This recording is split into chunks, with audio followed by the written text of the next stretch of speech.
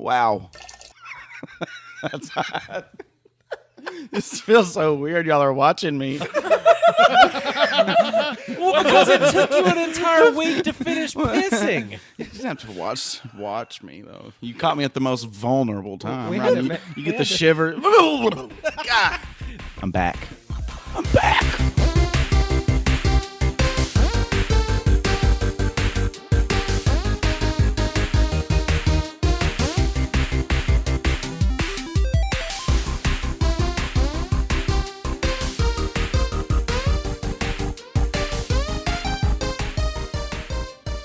Hey everybody, I'm Dane Holland, and I'm into admiration, exploration, and androids. I'm Austin Shazam Pfeiffer, and I am Electric Man. Dadgummit. I'm Marcus Whitaker, also known as I'm Electric Man. Oh, God. I got You him. ruined it. You ruined me. The cretinous charlatan known as I am Electric Man. I'm Austin Tiny Zent, and my face itches real bad. And we are Nerd It Through the Grapevine, a podcast where four best friends gather weekly to talk about our favorite parts of past, present, and future nerd culture. And Marcus is back, baby. Yeah. Back from that long piss. Something else. Telling you. That's what happens when you have that horseshoe kidney. Exactly. Marcus, I'm a mutant. Can Can't I buy help some it. of your piss? Sean! Give me some of your piss. What did you bring? You had 2 weeks. Yeah, I did. I had 2 weeks to think about it, and I've been still spinning from the rabbit hole that we opened up a couple episodes ago. But anyway, we're not going to talk about that again. But I was thinking, didn't conspiracies used to be so much fun before, like, this modern day where they're, like, either coming true or just affecting the world in really strange ways? But I just remember being younger, and maybe it was because I was too stupid to realize. We still are. Yeah, Probably. But I don't know. I just remember having a lot of fun with these things. I mean, a lot of us humans are prone to conspiratorial type thinking. We may not want to admit it all the time, but I don't know.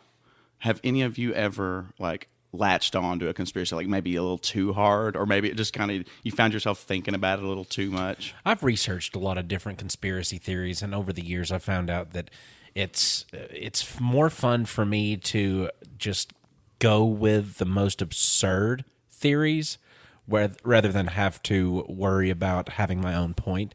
So, like, say you think about the JFK assassinations and all of the different theories revolving around, was there an extra shooter on the grassy knoll? Was there this? Was there that? Well, it wasn't JR. It wasn't. Well, there was 3 shooters. It wasn't Oswald. He was up in that building. There's no way you can shoot that.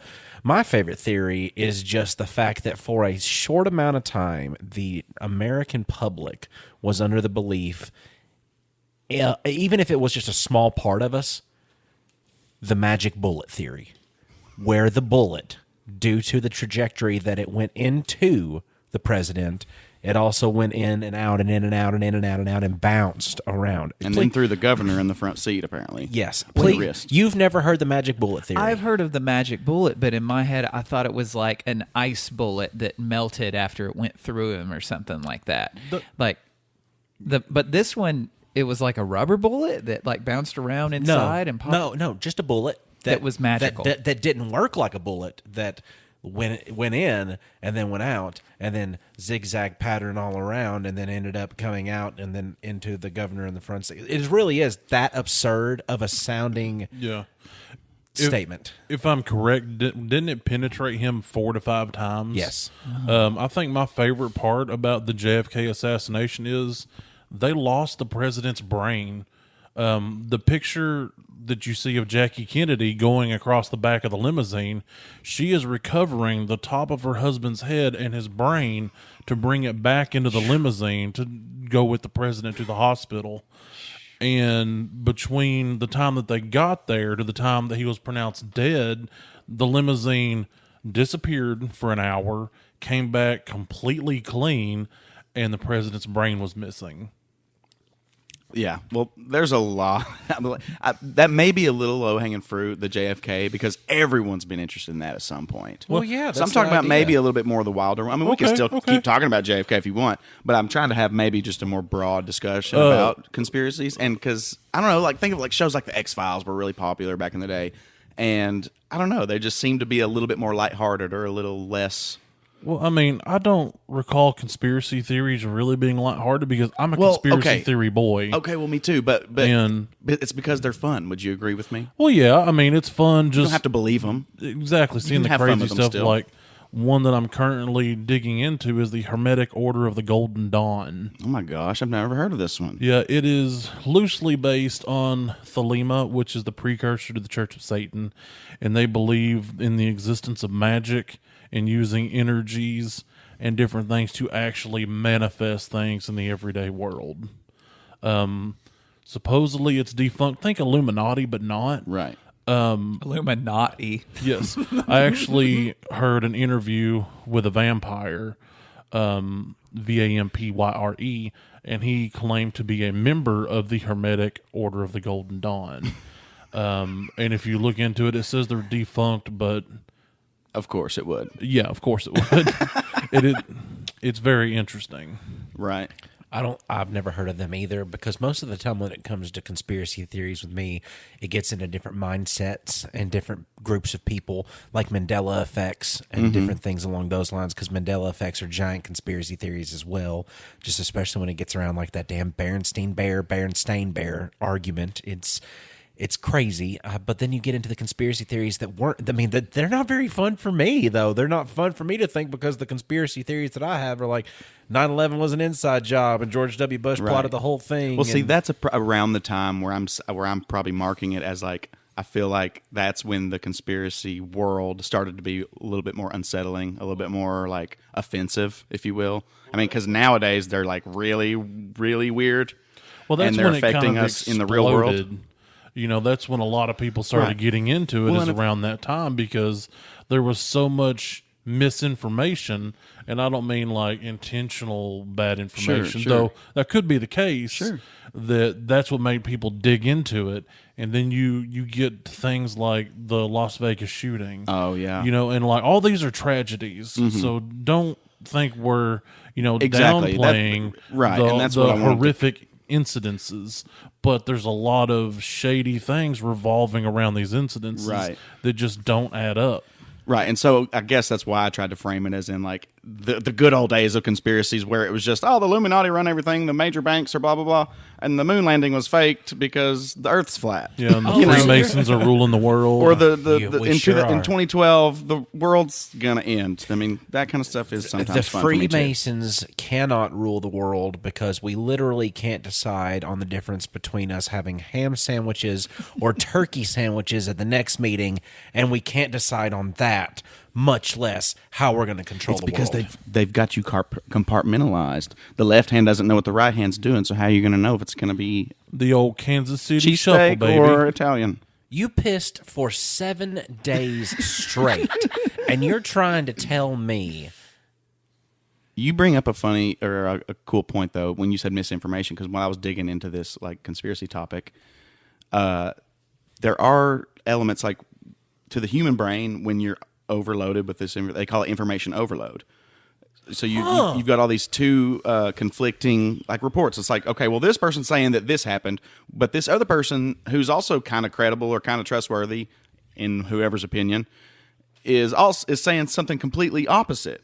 And then it's like, but what that tends to do in the human mind is just to reaffirm their preconceived biases. Like this is like basically they just fall back on what they already kind of believe. Right. Well, kind of like the 9/11 thing. There's about 6 different descriptions of what the plane looked like that hit the World Trade Center.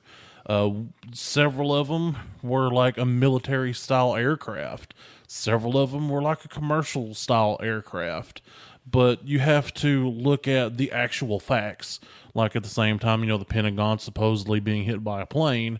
The hole created in the side of the Pentagon is nowhere near large enough to accommodate the fuselage of a 747. So that is a concrete fact. And there's no wreckage of an airplane there. That is another fact. It is definitely strange. I'll admit. and I mean, also- I'm making no claims, and I don't intend to make any kind of claims on Right. this. I just wanted to talk about it because a lot of people believe in stuff, crazy stuff, and I'm interested in what people believe. Well, I mean, jet fuel doesn't melt steel beams. And also, if you're going to have concrete evidence, you might as well have it in a building that the entirety of its perimeter is made out of concrete. Creed. It's funny. And- I've never been into I don't know conspiracies because I'm very like factual based, like sources, like big time. I'm really into like following sources. They're listening in. Oh, what happened? Marcus has been trying to contact aliens, and then right as soon as you lied over Don't there into tell the microphone, everybody. the lights supposed to went be a out over secret. there. So the aliens are telling us that you're lying. The grapes went out because you lied to us. You like conspiracy theories. No, I don't. I don't like them because I see like I follow the quote unquote sources that a lot of these like you said nowadays like it like leads to these separate camps of people's mindsets that leads to like violent thinking because the other side doesn't believe it. And I think because like there are a lot of them now, it seems like a lot of them now, maybe because we're older, but they seem more tragedy based now. Like because people are trying to make sense of these just these awful tragedies, and it's Right. like this could not be just from a basic thing. Like it could not just be because it can't be that simple. right? That meaningless, C did not seemingly. come from A happening to B. Like there's Right. no way that could happen. It has to be this entire like giant underground, like way more secretive thing. That this maze that has to make sense. And I think a lot of conspiracies come from us not being able to fathom people being able to do these heinous acts.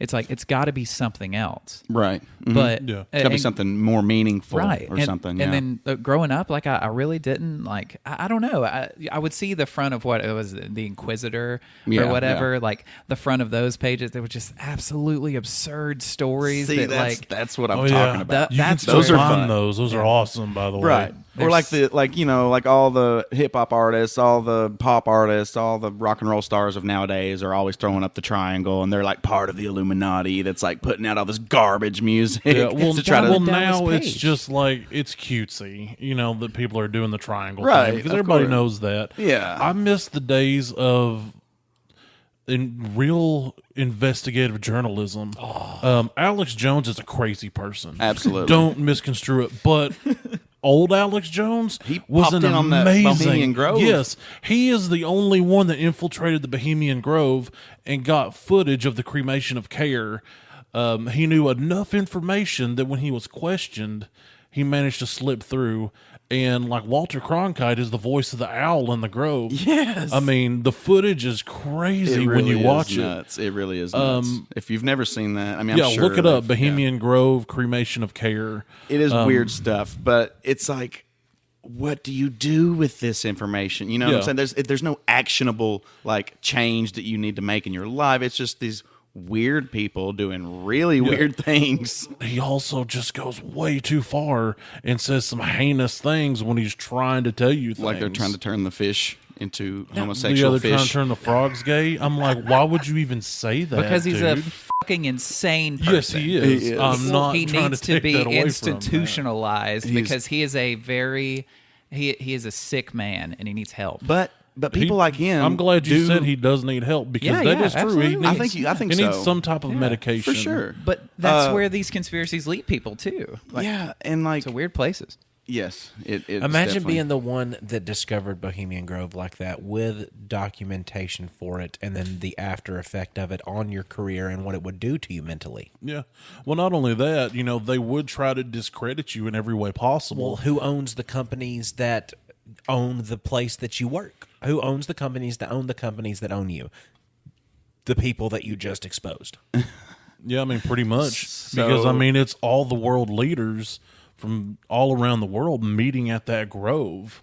So when I went to Dallas and I was actually in Dealey Plaza, it was really cool. Well, first of all, it was just really cool to see. Like it looks, basically exactly like it does on the Zapruder film. But then there was these people like peddling conspiracies, like handing out pamphlets and things. I was like, man, Why can't I be one of these people? Right? What is this place? Can you still go Dealey in Plaza, the place where Kennedy was shot. Can you okay, still yeah, go in the Texas book Well, repository? we went during COVID, so they weren't doing tours. Gotcha. I knew at a certain point they was doing tours of that because they left his like little setup the way that it was.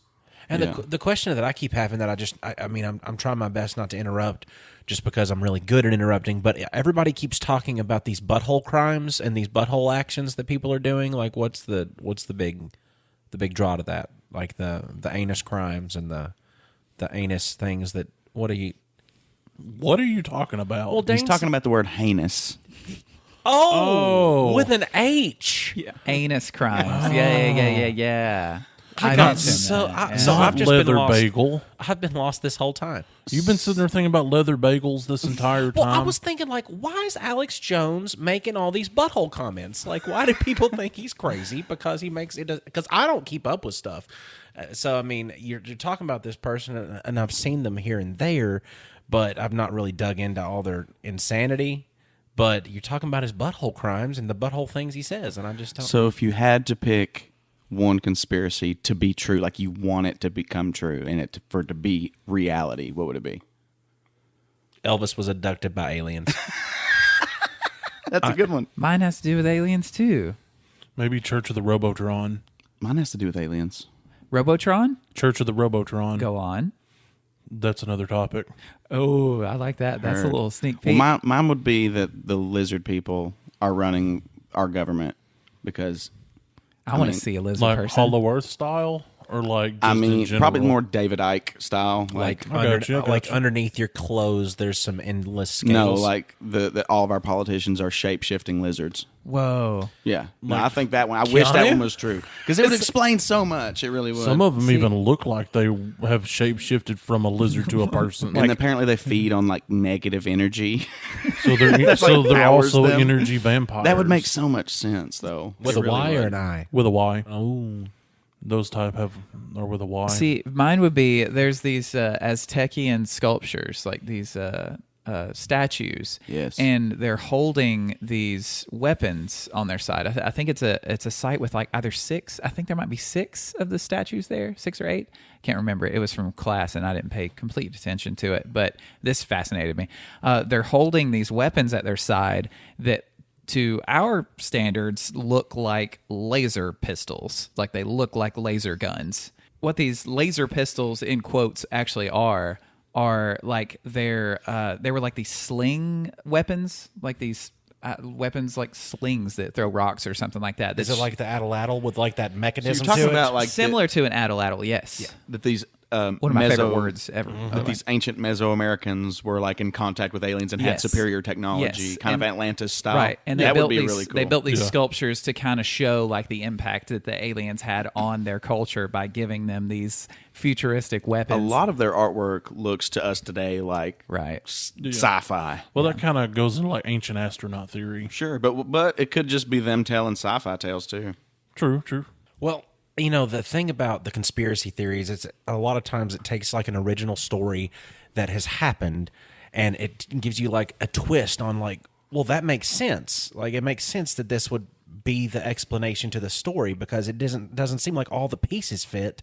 So this is the missing piece, this conspiracy theory. This is the missing piece to it. Right. And feeding off of your topic, I'm going to go directly into mine, which is going to be, have you all seen the movie Twister?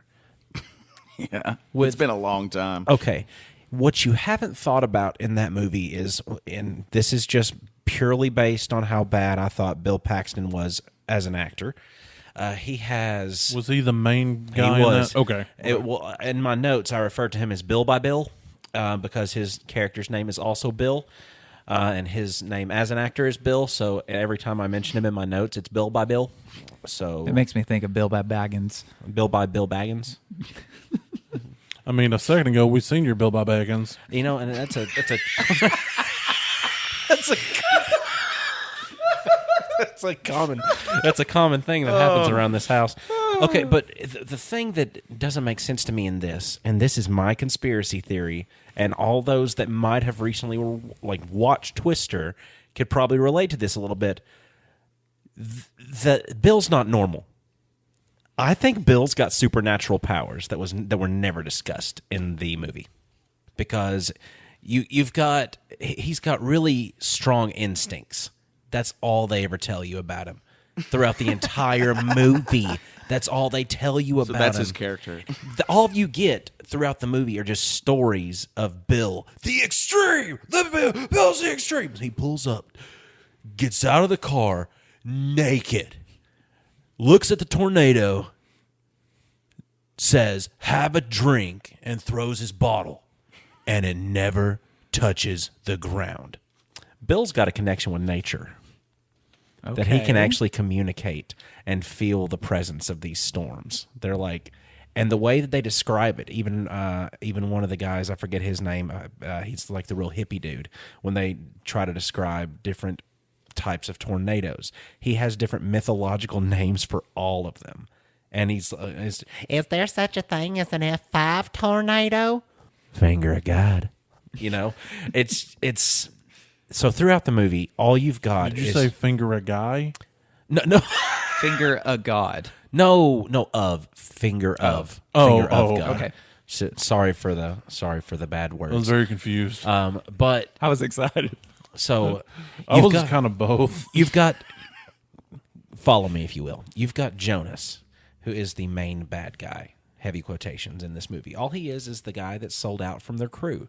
They used to all be the same crew. He's the guy that went for the money and the corporate sponsorships. Bill's the guy who goes with the instinct and the actual wanting to learn science for the sake of science as opposed for profit. So Bill has powers. He sniffs the dirt. It doesn't explain. It does. He does. He sniffed the dirt? He does. And I don't remember him sniffing the dirt. He sniffs the dirt. He picks dirt up. He's looking at the sky. He sniffs the dirt. He drops the dirt on the ground. And you wouldn't think anything of it. But then there's this thing that Jonas says to him, or Jonah, or whatever his name is, says to Bill, and he says, "The days of sniffing the dirt are over." It doesn't make any sense. And Joe, the entire time, is struggling to keep up with Billy because he just knows what to do. He always knows what to do. The sniffing of the dirt can easily be explained. I mean, I see where you're going, and I agree with you in a lot of ways. They're in, they're in Tornado Alley, right? Well, what a lot of people don't realize, when a tornado is coming, dirt has the smell of cucumbers. So if you're unsure whether or not you should take cover, go outside, get a handful of dirt, and you smell it. If it smells like cucumbers, run to your bathtub, because that means a tornado is in and around the area. Tiny, you're thinking of copperheads? Tiny, I think you're thinking of a stroke when you smell toast. No. Which I think you just had talking about Cucumber Alley. I don't know. All this paint's really just kind of going to my head right now. If you go smell the dirt and it smells like mango, your house is on fire. No, that's when it smells like aloe vera. Now, because I am me, the cucumber thing, you made that up, right? Is that... Yes. Okay, thank you. I was just don't do that. There for a second. You were very convincing. Yeah. Now, honey. Don't do that. If they tell you to take cover, take cover. I don't want to be responsible for your death. Oh, honey, I was listening to that podcast you was listening to. You left it on at the house the other day, and that little man, or whatever they call him on there, he said if you just sniff the dirt, you'd be able to tell if there's a tornado. Well, we lost the house. And it didn't smell like cucumbers at all. It didn't, but it just sideswiped the house, took it all away, and I was just standing out in the yard smelling the dirt. So he saved my life. Thanks, little man. Smelling the dirt. Thanks, little man, for your advice on Nerd Through the Grapevine podcast for our best friends. Gather in a room, or whatever they say. I am not. I know I may look and sound like one, but I am not a meteorologist.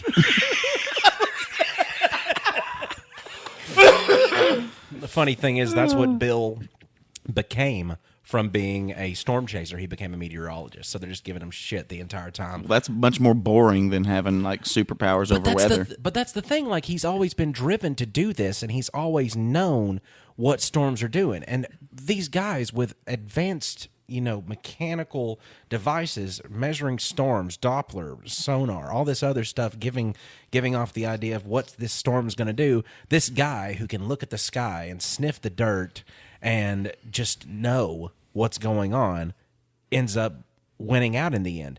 He knows that he's going to be okay at the end of the movie. Spoiler alert, I'm going to tell this one just like I did Logan. He's going to take some straps and strap them into the belt and leather straps. It was giant his belt. It wasn't his belt. It was not his belt. It was. They were leather straps off the wall of the building they were in. His pants would have flown into the NATO. Yeah. If it was his belt time. I mean, and sometimes- he was with pants at the end of the movie. He was, but Spoiler. sometimes you just got to let your junk breathe. And people have tried to debunk the end of that movie for years, talking about those belts would have snapped, their bodies would have broken, this and that and whatnot. I think that was the culmination of Bill's contact with nature and him actually getting that strong one-on-one with the nature that he's been a part of this entire time. He was able to reverse the flow of the wind around him and Lady Friend. So they wouldn't get destroyed. So, yeah, he wasn't able to do it completely, but he was able to do it enough to where they weren't ripped into the tornado. Because this movie was made in the mid-'90s. So in the mid-'90s, they were doing secret superpower movies. I mean, to the point of where you wouldn't find out they had superpowers till the very end of the movie, and things were going on weird with them all throughout the movie, like the movie Powder. That was such a good movie. The kid was an albino kid. He was always made fun of, and things just kept getting worse and worse and worse and worse for him throughout the entire movie. It was a very dark movie, but it's just showing the development of his powers the entire time, but only in a sneaky 90s, check it out way. Not like a big CGI thing. It's more or less like it's got to be in the story. So watch Twister again. Think about it. What if Bill was magic? And now to my real topic. My real topic is my sequel that I wrote for Twister, revolving around his child inheriting his magic powers. Is it called Tooster? It's called Twisters. How'd they miss the opportunity to do that? I don't know. The same people involved in it, besides Bill Paxton, because he has passed on. Bill passed on. Yeah. I knew that Okay. was Yeah. happening. Yeah. You should have them have twins, and they can be the Rest in Twister peace, sisters. Sweet Prince. Oh, the Twister sisters. Oh my gosh, that'd See, be. what better job for a guy who has supernatural abilities to help, kind of control the weather or at least predict it, to be a meteorologist? Yeah, and what he Well, that's wanted, just cheating. And what he's wanted to do the entire time is try to find a way for people to know how he knows things. That's why he had the brainchild for Dorothy in the first place, because he knows what's going on with all this stuff, but he doesn't understand how he knows. And Dorothy was the thing in the back of the truck that Yes. would release into the tornado and you could read information? Yes. Oh, yeah. Okay. So, and he was working the entire time just to try to give a stronger warning, because he knows what the storm's going to do. So he was trying to dump his load inside of the tornado's center. Yeah, and To form his brainchild. Yes. Dorothy, Yeah, Dorothy. 1 Okay. through 4. There were and then- 4 Dorothys? There were 5 Dorothys. The 5th one flew. A magic weatherman becoming a weatherman is like Superman becoming, A power like- lifter? A police officer? or like I was thinking like an NFL star. Like Yeah. nobody would ever stop him. Yeah, and I mean, even throughout the movie, he gets into things that are non-escapable death. They drove that truck into that bridge at the very first of it, drove the truck into the bridge. They get under the bridge. The entirety of everything around them is destroyed, including the parts that they were holding on to, because you weren't going to be holding on to posts. You'd have to be under something and pressured under something. You're not going to be just hugging a post of a bridge and not get sucked up by the Malone? tornado. Post Malone. Hug Post Malone. You won't get sucked up by a tornado. Smell him. He Because- smells like cucumbers when the weather's going to get And bad. because if you have one natural disaster next to another natural disaster, the strongest one will come out. So the natural disaster that is Post Malone is stronger than a tornado when it comes to disasters. Fantastic. I'm glad we've got this. Who's next? I just had one question, because didn't they have like a tank-like vehicle in that movie, or am I getting that confused with the Discovery Channel show Storm Chasers. No, they did have a tank-like vehicle in it, and it was driven by Philip Seymour Hoffman, and it had speakers on the top of it, and it wasn't a tank; it was just a van.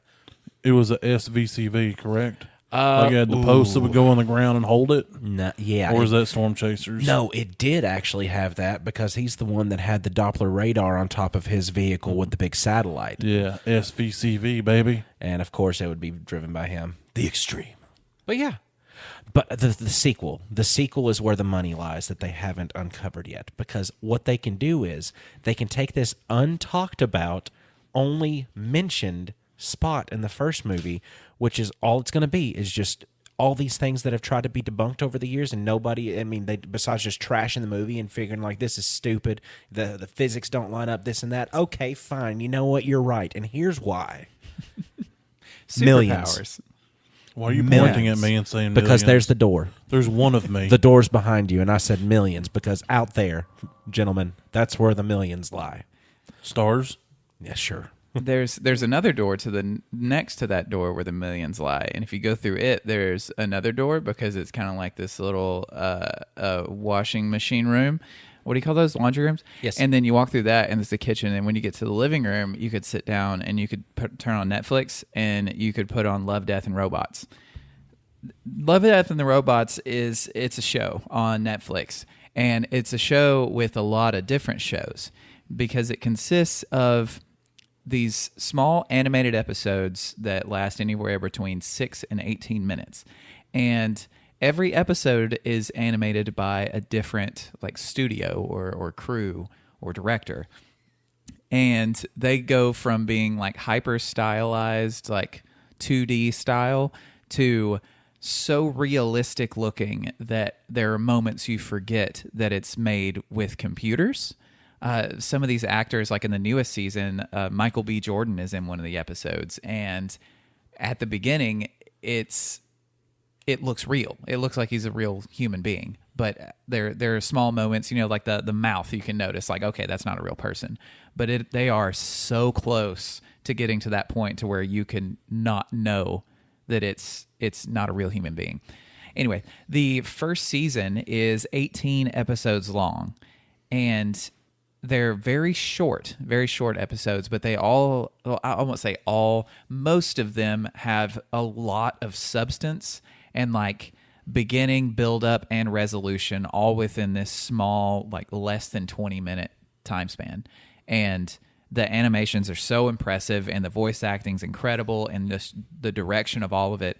It's unlike anything I've ever seen before, because I've never seen 1981's Heavy Metal movie, which I'm not sure if any of you have ever seen either. I've never even heard of that. I've seen the covers Yeah. several times, and I think I kind of know what it is, but I've never seen it. Right? It's a one-way ticket to midnight. You're rolling heavy metal. There we go. This. It's what Love, Death, and Robots was based after, because it was in the early 80s a movie that was made up of these small animated sections, like small different stories and stuff. So it was an anthology. Kind of, yeah. But like with Love, Death, and Robots, like none of them have anything to do with each other. I mean, that's what an anthology is. Right, but Heavy Metal did. I think they had a Okay. few that It was actually like did a build off each through other. line. Yeah, but with Love and Death, like it doesn't have that. And there are 2 seasons out as of right now. The newest one came out very recently here in 2021. Thank you, Austin. Marcus So gaseous. Marcus thought no one would hear him as he burped into the microphone. The second season that's out now Tastes like cabbage. has. Oh no, there's going to be a tornado. No, wait, that's cucumbers.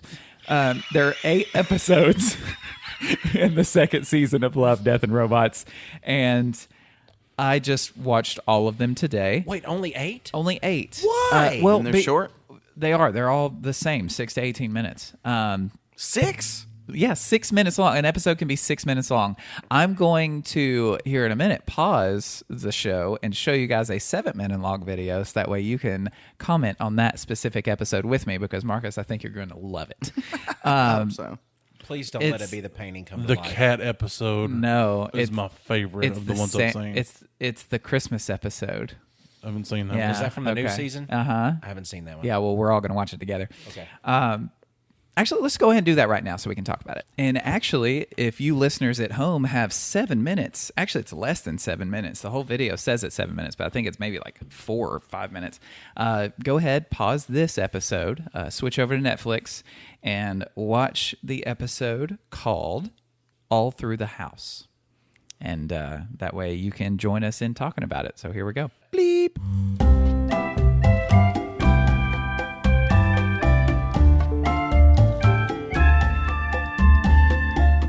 I thought Krampus was a scary version of Santa, but that as soon as I saw that milk go, I'm like, okay, where are they going with this? And then it got really, really great. It was like inverted Krampus. Like, I love the story of Krampus. It's one of my favorite Christmas stories. And that was somehow the same, yet the opposite. Yeah. Yeah, it's and the animation style in it was like really good too. It was almost this fusion of claymation slash I don't know. Well, they visual. made it almost like a paper mache looking Kinda, style yeah. as well. Like almost have those folded edges on some of the claymation kind of style on The it. It was way really the neat. monster was like holding his hands up like that to cover its mouth reminded me of Pan's Labyrinth. over the eyes. Yeah. I'm sure that's where they drew Surely. like, some Yeah, inspiration that from That it. was crazy looking. But I'm gonna have nightmares about that. Oh, thing. yeah. It Just so brings- you know, because that's the most original creature I've seen in a long time. Yeah. Go into some part of my brain that something else is in. Yeah. So You this- never knew. So this wholesome, jolly creature that we know as Santa Claus is actually a xenomorph from the Alien saga that burst through Santa. that popped out of Santa with a little bit of his DNA, and instead of another mouth popping out, here comes your presents. I changed my conspiracy theory that I want to be true to that one. But if that episode, if you watched it, if that episode like makes you go, oh man, like I kind of want to see if that weird part of your brain's like, we got to see more things that are kind of like this. You're going to like a lot of episodes from Love, Death, and Robots between both the first and the second season because they take some, like even the smallest idea, like in the writers' room with this specific episode, I'm sure they're like, what if Santa Claus were this like demon monster thing, but it was still Santa Claus. Like it still did the same thing Santa does. And then he like regurgitates their presence Yeah. that he somehow materialized inside of his weird body. What's amazing is these small ideas like that. Like if we can, like some of the things we come up with, like if we had the ability to turn them into something that lasted, 10 minutes, like you could take a small idea that has substance, but instead of stretching it out like a lot of movies that we see, like to where it's like, man, this could have been condensed down to one episode of a TV show. Sorry, it's just coming out of everywhere tonight. It's rude. You guys are making this impossible. They take this idea of, I have this small idea, but it could be awesome. Let's make a small cartoon about it. And the hours and the manpower it takes to make these incredibly animated, like short films, and short films, is amazing. But it's just so cool how they can take these small ideas and turn it into something that you're intrigued in, like the entire time from the moment it starts to the moment it ends, and there's no filler. Like it's short snippets of great ideas. I was just going to ask, because that's the only episode I've ever seen, if the animation is that consistent every episode? No, or? it Okay, that's what I changes was- yeah. every episode. Some episodes kind are of a different similar style, Yeah, yeah. some are similar in style. Like the hyper stylized ones are very different from one another. But there are quite a few that are this like hyper realistic animation style. They're similar as in the quality is very good, Right. but like you said, different styles. Right. But it's all CG, or is there some that are more like... There's one that he is really into from the first season that's a painting that comes to life to self-actualize. I think that's what it is. Is it the painting that comes to life, or is it like the cube, like this little square? No. It's are you talking about the pool cleaner? Yes, that's what it is. Yes. The little robot. Yes, and it's actually one that a lot of people I've talked to, like it was one of their least favorite from the first season, but it was my favorite one from the first season. And it started off with it was a little pool cleaner, like just a little robotic pool cleaner like you see. But it was they added like AI to it. Like they were constantly like evolving it, like making it a better machine, and eventually turned it into AI that was self-thinking, and it became an artist and made the most prolific paintings ever because they were these giant paintings with like these little blue squares. Like his paintings got bigger and bigger and bigger until eventually it was this massive painting of like just this blue square, the same color blue square. But the reason and I'm spoiling this episode, so like if you want to, not listen to me talk for the next 20 seconds, go ahead. But the small blue square that appears in every single one of these androids' paintings is his memory of being the small blue square that cleaned a pool. So like his final like art project in this episode is this square pool of blue water. And when he dives into it, he sheds like all of his android body because he looks like an android, like a anthropomorphic machine. And when he dives into the water, he sheds everything except for that little blue square that is now, once again, a pool cleaner. Like, so it goes back to what he was at the very beginning. And it's amazing. Like I was like, this episode is incredible. Like, It sounds cool the way I've got it pictured in my head. man, It's like he lost his humanity in a sense, but he like longed to go back to it or something. It was a pretty good example, I thought, of just longing for something more, only to realize what you had was what you needed. Exactly. The most simplest form that you could be was when you were at your happiest, because the complexity of life and of him becoming this world-renowned artist, like it was too much. Like everything became too much. So much was expected of him.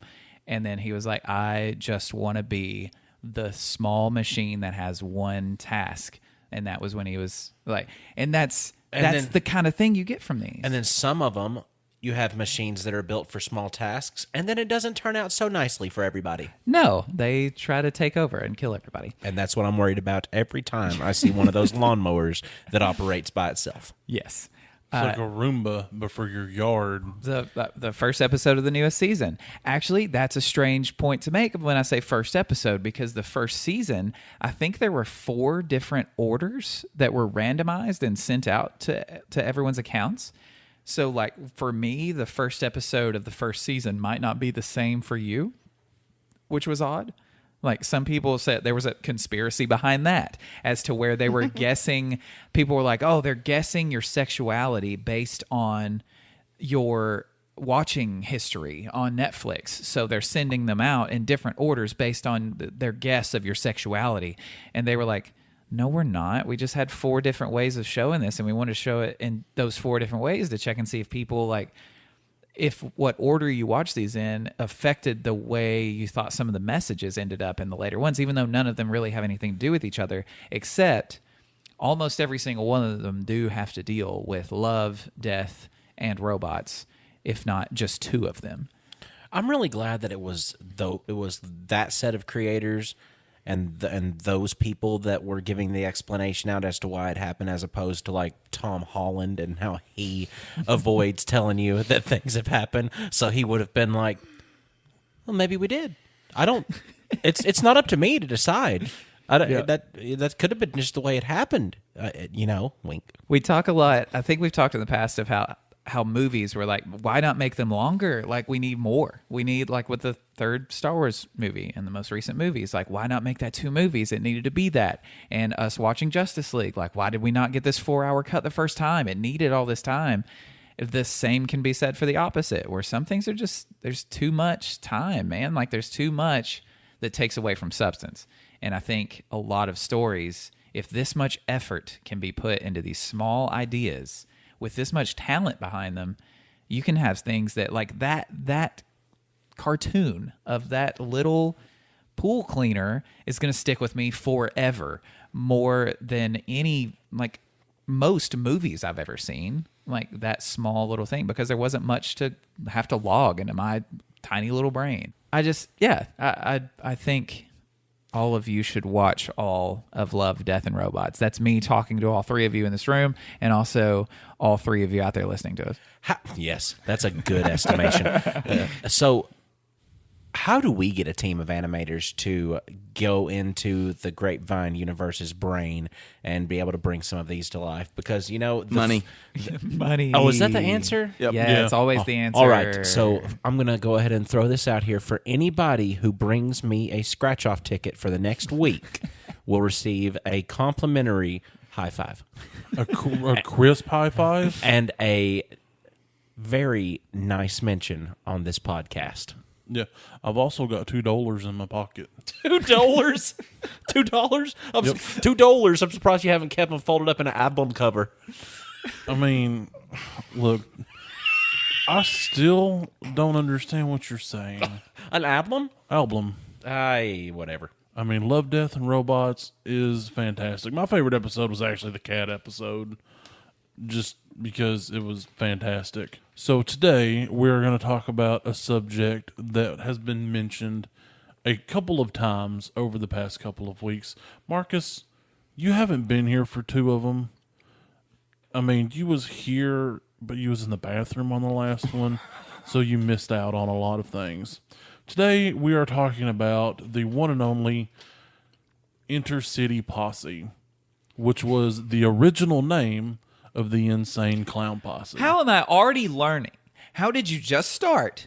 The first thing you said about it, I learned. I mean, I don't know. That quick. That's more than I do. Useful information Yeah. from the first sentence. All already- I'm saying is whoop whoop. Wow. Ninja. Yeah, whoop whoop ninja. And just so everybody knows, my face is incredibly itchy right now. He's painted up. He is in full clown makeup right I now, am. and he did that to scare me because I dislike clowns, and also he wanted to provide the ultimate entertainment for our listening audience by painting his face. Yeah. I wanted you to see me in my full juggalo form. We will post a picture of it to our Discord and our Twitter. We totally will. I mean, bear in mind, I did this in like 20 minutes. It's Looks not great. my best. And then he had to go get gas. He I forgot. did have to get gas for this on. I seen 4 cars nope the parking lot, and then I heard one car go by and yell whoop whoop, and so obviously I whoop whoop back. So okay, so anyway, back to the facts. The Insane Clown Posse, they're originally from Detroit, Michigan, the Del Rey area. I don't know exactly what that means. I assume that's a neighborhood. That's where Lana's from. It's also from where Shaggy 2 Dope and Violent J are from. They actually became friends as children because they loved wrestling back when they thought wrestling was real.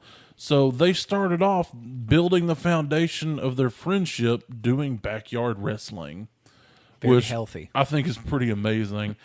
In an interview that I watched doing research for this episode, they said they went to a railroad track and got 4 of the ties that were kind of loose, waited for it to rain, and then hammered them into the yard. And if you know how long a railroad tie is, that's pretty impressive. And they said there were about 12 at the time. Then they scavenged hose pipes from people's trash cans and everywhere to make the actual ropes for the ring. And they got a group of people together, and they would all wrestle. So, I mean, I thought that was pretty amazing.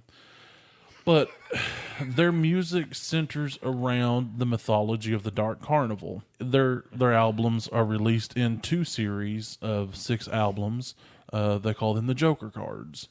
And each album has its own message and is titled with a character of the Dark Carnival, like the Great Malenko, for instance. Like Dean Malenko? Who is that? No, the Great Malenko. What's the Grand Carnival? The Dark Carnival? Yeah, that one. It's based on a dream of Violent J, where in the dream he's seen spirits traveling through a carnival, and that was where it was determined whether they would go to heaven or hell at the carnival.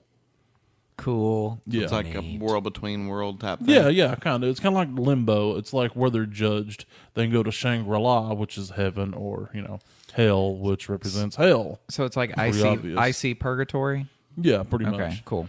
So And- so how are they so flexible after they get through with all that backyard wrestling stuff? I mean, I'd imagine limbo wouldn't be too easy for them.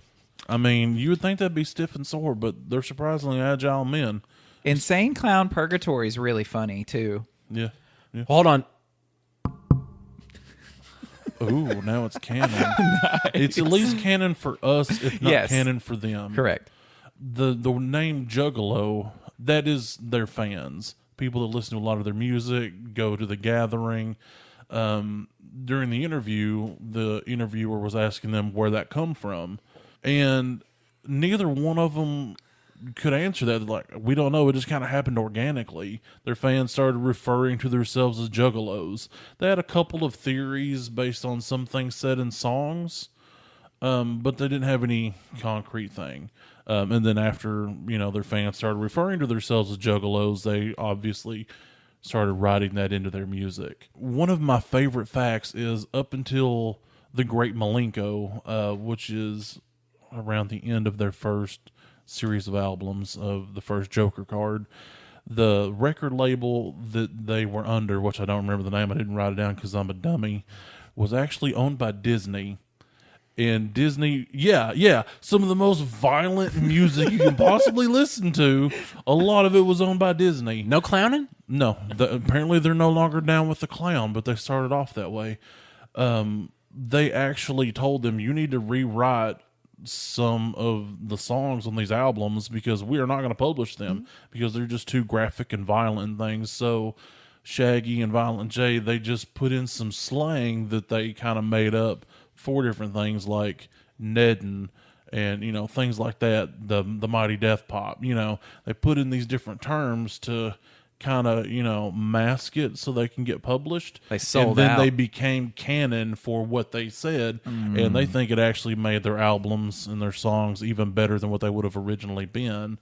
And I just thought that was amazing. But eventually they went on to form their own record label, Psychopathic Records, and they started, producing albums for other artists that do a similar style of music. Their style of music is called horrorcore. It's a blending of rap and metal with horror type themes. You mean like women of ill repute? No, horror. HORROR. Sorry. I just had a flashback to like when I was in like 8th grade and our teacher would do that to us. Wait, It's horror, not horror. hold on. Question real quick. Did anybody else for a split second think he was talking about a band in that genre? No, I do want to know where does Twisted come in this little adventure? Do they come from the artist carnival Twisted? too? Yeah. I don't really know. I didn't read into some of the associated acts. I just remember the weird kids in high school wearing their shirts. They're That's the only their reason I know who albums Twisted are is. produced by Psychopathic Records. That's what I was thinking. I don't know if they have anything to do with the Dark Carnival. So they're just some of the people that rose Yeah. up in their wake. I mean, there's 4 to 5 bands that fall under their label, and that Twisted is one of them. I actually made up a lie here a few weeks ago talking about the Insane Clown Posse, and that was a lie about the Boogeyman song being about the Boogeyman from Nightmare Before Christmas. I never actually fact-checked myself on that one, and I didn't make it a Facebook post, so I couldn't actually get good fact-checkers on it. So, Tiny, can you fact-check that for me? Was that actually written about the Boogeyman from the... No, No, it was not. it was a different one? Different one. So all the juggalos, when they paint their faces like yours is tonight, Like mine is wonderfully tonight. done, are you and them trying to portray one of these beings in the dream of the carnival? I mean, kind of, sort of, because the whole mythology is everybody goes to the carnival to determine where they go. Right. And the face paint brings you together as a family, identifying us all as one. Because, like I said before, where 2 or more juggalos meet, you have a family. And if one of you is going to hell, the rest of you is going because Not of your necessarily. family. It's That's based on what your they own meant actions. by Family okay. sticks together, yeah. Family does stick How together. do you get to Juggalo heaven? I mean, you just generally be a nice person. But sing about not being a nice person. You have Well, to make- it's kind of like Mace Windu and his Vapod. You're channeling those dark feelings and thoughts into the music to purify your soul. So you're not away actually from- going to do it. It's an outlet to channel those emotions. It's your shadow. Yeah, essentially, it's Getting your purple shadow out in lightsaber. a socially acceptable, semi-socially acceptable way. I mean,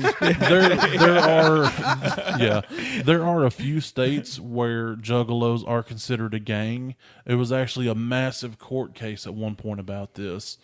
We're not a gang. We're a family.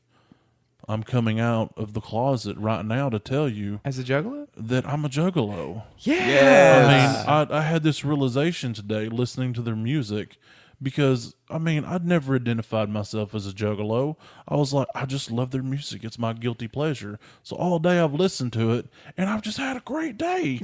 I mean, it was... And look at you. And look at me. I even sat in a man's bedroom in the dark to terrify him. And that was just the capstone of the day. At the end of Insane Clown Purgatory, you will find the scale weighing your deeds, being it good or being it bad. But the way that it is actually weighed for you isn't in a form to where it shows your deeds. Smack that mouth, boy. What did I say? You'll... I don't even know what word that was that came out. What was I trying to say? You're Somebody- trying to say your, but Okay, it well, came out as your. I didn't even. You're gonna get. Oh, Yeah, nothing. Daddy. That's that God made a So so when you get through Insane Clown Purgatory, the way that they weigh you at the very end is actually with a pre-shaken bottle of Faygo, and you don't know whether or not they know of all the bad things you've done because you thought you were good at keeping it secret. So it's always a surprise to everyone who gets to the very end and they go to like Insane Clown Heaven. Shangri-La. Is it like a reveal party for a gender reveal party Yes. where you bust a balloon or something, but instead it's Faygo? And Yes. if you shake it up and it comes out cotton candy, you go to heaven. If you shake it up and it comes out red, you go to the South Heaven. No, even better than that. You don't even know you don't know what flavor. It comes out as urine if you're bad. I was going to say that you just have the randomization of how the bottle sprays, and whichever side the most Faygo lands on is the side that, I mean, I can go with that. that's how it weighs, and it seems just random how it sprays, but all of your actions are accounted for in the spray of the Faygo. It's magic Faygo, baby. It's that red. I can see that. Rock and Rye, Moon Mist, Red Pop. So many great flavors of Faygo. You should all go out to try them. If you're from the town that we're from, Spring Street Market carries so many flavors of this in 3-liter and 12-pack variations. 3 liter, not 2 liter? Not 2-liter. It's too much goodness for a 2 liter bottle. Yes. of No, Whole? because they expect people to spray half of the fucking thing. That is true. Every time I do, I spray some out For my brothers, for my the fallen family. brethren. Yeah, for the fallen juggalos. Do you have any more factoids on these people? What was What do you mean they had these a feud. people? You mean You y'all mean people. my people, Insane. Yes. my juggalos and juggalettes. Yes. Are juggalettes a actually- thing? Yeah, Or- that's female juggalos. Is it really? Yeah, yeah. Oh, okay. They're bearers of the Nedden. But the ICP had a feud with Eminem for over, I can't remember the exact number, but it was like over 12 years, which was pretty amazing. Like they even wrote several songs making fun of him. And for the longest time, I didn't know what started it, but around the Eminem's beginning of his career, he was handing out flyers for people to come into his show. And on the flyer had names of other people that were going to be there. And at the bottom it said, maybe ICP. So he handed one to either Shaggy or Violent J. I don't remember which one. And he read it and he goes, so are ICP going to be there? He's like, no, man, it says maybe. He goes, well, did you ask him? He goes, no. He's like, well, I might have, I almost said exactly, I might have and showed up if you would have asked me. And he goes, well, this is me asking you. And he's like, you can go yourself. And that's what started the feud between them. That's odd. And that went on for years. My favorite part about that whole situation was how both of those cuss words you said were bleeped out with clown hunks. I know. Okay, fine. I'll do it. And I actually bleeped myself, so yeah. But I'm just so glad that these two young boys would wrestle each other in the backyard and think about the future when one day they would create their own culture of Yeah. interdimensional clown people. Well, what's kind of funny is they actually... It's a brilliant thing. Yeah, well, they originally tried to be an actual street gang when they started as Inner City Posse because they thought the gang culture was really cool, and they wanted to rap, and they thought somehow that would help, but they're like deep in an area where Bloods and Crips had been there for decades, and after some police things and actual violence from real gang members, they went, we don't want to do this. Yeah, And told you that. And they completely changed everything. They kept ICP as kind of like an homage to where they came from, and then they became Insane Clown Posse, and then they built the mythology of the Joker cards and the Dark Carnival and Shangri-La and all that. And then it blew up. Yeah, I mean, now they're It doesn't just happen to anybody. Yeah. You know, that doesn't just happen to. I mean, they're legends in their own right because they started. Well, they didn't technically start the genre of horrorcore. They had some inspiration from another artist who I didn't care enough to remember his name. There was one of those on Dr. Phil, I think, one time. That's a good episode. There was a kid that was like, I want to be, a Psychopathic Records, and he sucked. And I believe it was Violent J that they had on there. They're like, dude, you have to take care of your responsibilities. I think you're right. Yeah, Yeah. like these two guys, they give money back to the community. They're philanthropists. They're actually really good people, just like 99.9% of juggalos. We're good people. But there are outliers, just like in any group that does horrible, heinous things. Right. But, we are juggalos.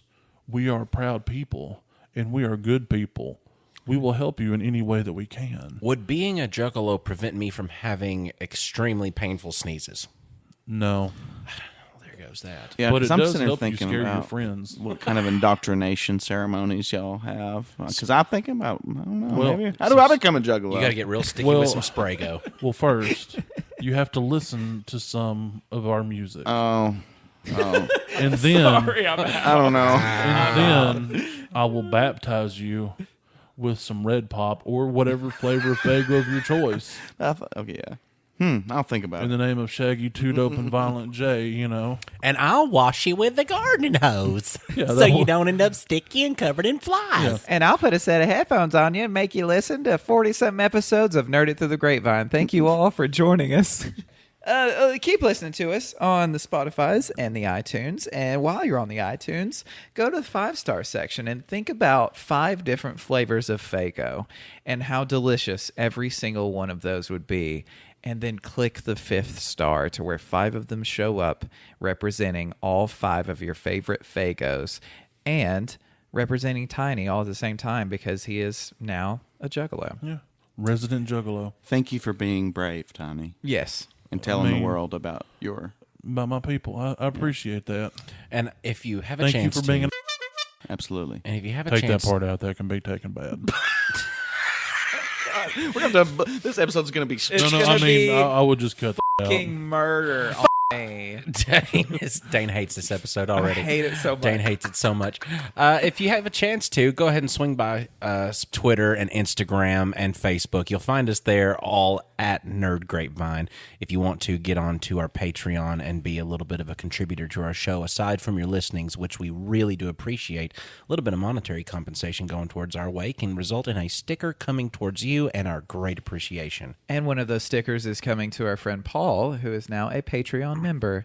Welcome to the gang, Paul, and thank you for doing that. Is you're that the you're Paul? wonderful. You're Patreon amazing. member? Yes, we got That's another awesome. one. Yeah. So that's Nightmare Town and Paul and anybody else that wants to join. So I also recently found out that we have a Pandora that is also out there as well. Yeah. I never knew we were on Pandora. Somebody yeah, we have a lot of listeners on somebody told me today that we were on Pandora, and I Did they forgot. let it out of her box? Oh boy, no, it was her net or whatever they called. You say? No, Pandora's box of Greek mythology. Why do we keep We're using this also on Discord? Discord. And so we're on Discord at Nerd Through the Grapevine Podcast. You can find us. Listen to the last episode. You'll hear how to do it. I don't want to say it again. But when you're on there, Tell us what your favorite flavor of Faygo is. I mean, I love the cotton candy, and I love Rock and Ride. I love Red Pop. That's my top 3. I can't decide between them. Actually, Red Pop would be a good one to have because I have had Big Red, the actual cream soda that's red. They used to sell it at the White Castle. You know, the stuff that's so sugary, like it made me feel like I was just jolted up. Yeah, that's exactly what that was. Those were long rides home. Yeah, lots of smells. Yeah, but hop on there where you can talk to the grapes live, uncut, and uncensored.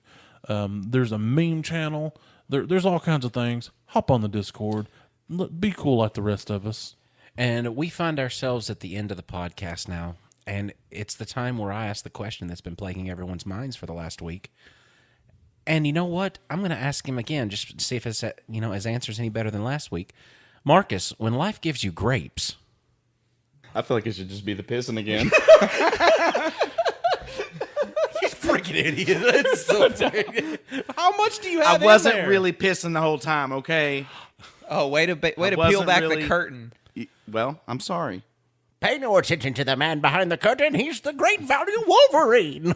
This episode brought to you by Pago's new flavor, piss. I said Pago, meant Fago. It's a Still conspiracy. stands. I don't believe it. That would be Moon Mist. Ooh. Oh, good night.